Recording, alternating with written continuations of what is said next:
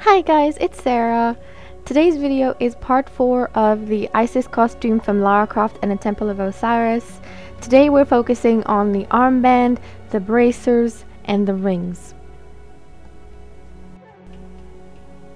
Starting with the bracers, I chose to make mine out of craft foam and metal flashing. All I did was just encase a sheet of metal in between 2 layers of craft foam. Now this is a very dangerous thing to do, especially when cutting the metal. You're going to need some protective equipment like eye goggles and gloves. I'm not using any here because I have been using this this material for so long. I don't feel the need that to protect myself, except for my eye goggles.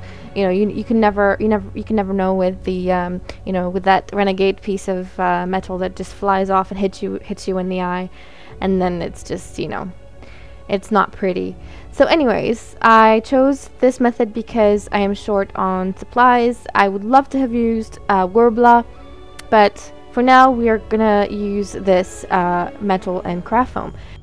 I pre-measured the bracers on a piece of paper. I knew what measurements I wanted, and then I traced them on a piece of craft foam, which you can't see, but I put the piece of metal that was smaller than my measurements, and then obviously when I encased the metal with the craft foam, I was able to just go back and cut the trace that I had made before. My only issue with this is that where the craft foam closes, there's a very visible seam that I wish I could get rid of, but I was hoping maybe the paint job would fix it, kind of make it invisible, and when I take my photos I wouldn't exactly have the seam show. As you can see here, I am painting it using I believe the brand is Rust-Oleum. I picked the shiniest gold metallic that I could find, and it's absolutely gorgeous. The base coat just came out really well. I used it, as you can see here, it's plastic safe, so it doesn't hurt the craft foam. Onto the paint job, and what I did here, I started to create an outline on the wrists and higher up near the other edge to create a shadow that simulates as if there's depth to it. I don't know how to explain it. By putting two circles at either end, it makes it seem like it was forged that way, like it's got a groove in it. You'll see what I mean when you see the pictures.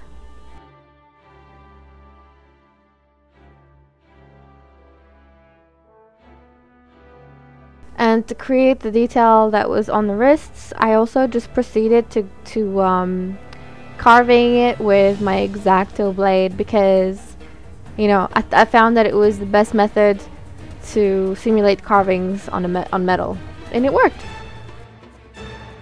Next part is the armband, the snake armband, and I chose to make it out of Worbla. I had a spare piece somewhere that was courtesy of my friend Carla. She had given me a few spares, so I put them to good use, and I proceeded to just use a piece of plastic that was the same girth as my arm, and I just layered the pieces on. I didn't have one very long piece, so I had to work with it. Luckily, it is so flexible and it melts so well that you can use multiple pieces, and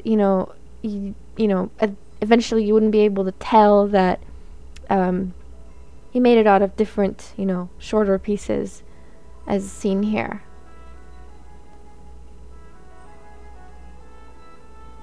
This is only my second time working with Worbla, and I have to say I absolutely love it. It sticks to itself, and so you don't need any glue, and you can pretty much make anything you want out of it. You should Google some of this stuff and see what people are making out of this material. It is a thermoplastic that when you apply heat to it with a heat gun, it just becomes highly flexible and sticky, so you can just make anything you want out of it.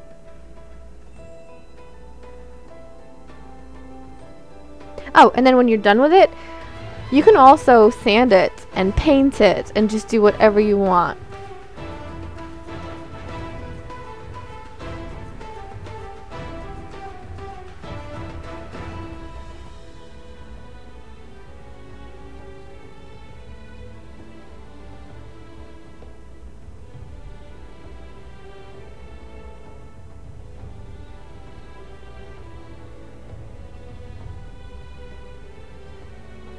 And then I just gave it a base coat of gold, which went on beautifully. I didn't sand it, only because I wasn't sure what density I had, and it just, when I started sanding it, it just didn't look that good.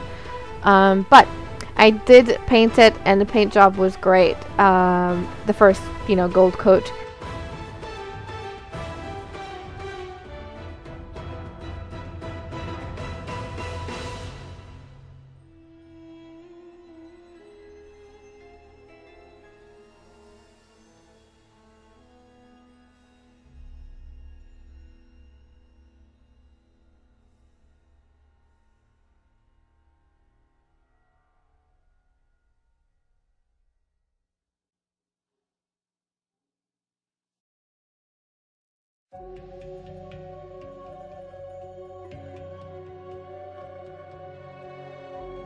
And your armband is essentially done.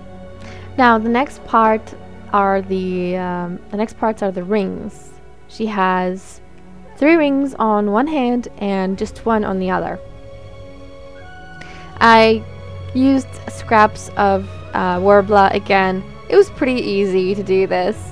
The first 3 rings was straightforward. All you had to do was just heat it up to the point where it becomes sticky, and then close it on itself, and you're all set. Obviously measure your finger and everything.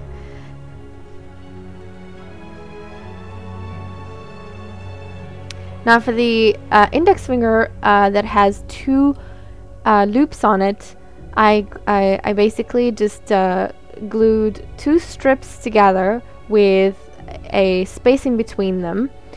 Now when they're secured like that, you can go ahead and just close the loop after you heat it up again, so you don't ever lose the second loop, or not worry about it going further down, so it doesn't look like there's a space between them. So heat it up again, and then just until it starts changing color, and then you close it upon itself, and that's pretty much all there is to it. They won't be able to see where it's closing, and it also gives the illusion of having 2 loops. And then just spray paint it gold, and you're pretty much done. That's 1 ring on one hand, and she has the other 3 like so on the other hand. And this is the pretty much what I've got so far. The only things we still have to do are the shoes and the ankle bracelets, and pretty much that's it. I'll be able to do the makeup and hair tutorial and do the reveal photos with a proper photo shoot. Thank you so much for hanging out with me, guys, and I will see you in the next one.